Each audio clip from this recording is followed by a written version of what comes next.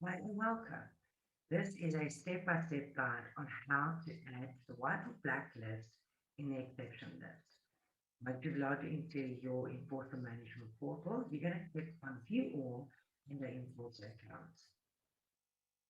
And now you're going to log into the Enforcer that you would like to add a domain or host to a white or black list.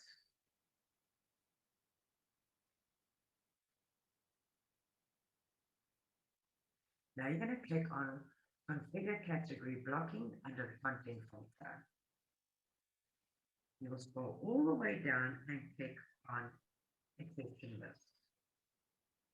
Here you have two options. You have a whitelist and a blacklist. A whitelist is, for example, if you are blocking a specific category and the domain falls under that category, you can add it to the whitelist. If you want to add something to the blacklist, for example, you have not blocked the category movies, but only want to block Netflix, you can add the domain to the blacklist. And you can enter a comment, and then you can click,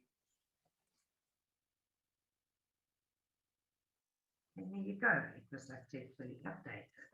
Remember, you can also add a CSV file if you do have a long list of domains or hosts you would like to have a whitelist or blacklist.